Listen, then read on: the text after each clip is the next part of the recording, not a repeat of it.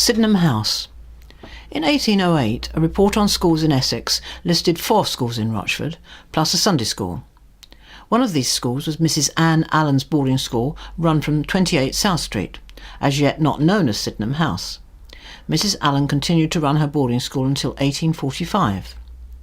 The building was named Sydenham House in 1858 when the school was reopened by George Foster, who came from Sydenham in Kent. This school was definitely not intended for any Tom, Dick or Harry, and wealthier people, including some tradesmen from around the area, would send their children here to be educated. A draper from Great Wakering is recorded as sending his son to Sydenham House School in 1864 for board and education. 15 years after George Foster reopened the premises, Sydenham House School had a slight change of focus, becoming a girls-only school.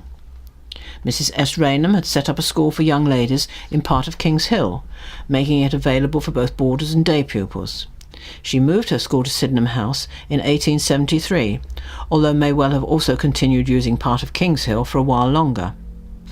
In addition to her standard board and education fees, that is £5.75 per quarter year for boarders and a guinea per quarter for day scholars, Miss Raynham charged extra quarterly fees. For example, a guinea for music, half a guinea for French, and half a guinea for doing the laundry.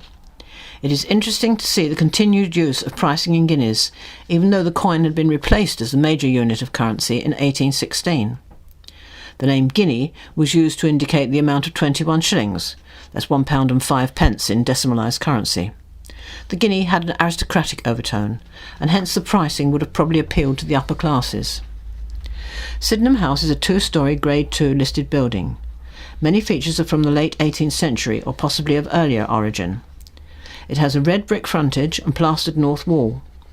During the 19th century, an extension was made to support the needs of the boarding school. Number 30 South Street was part of this extension, and number 32 may also have been. It is not known which of the above owners undertook the extension. The 20th century saw Sydenham House return to private residence as schooling became more formalised and accessible to everyone, thereby decreasing the demand for private boarding schools.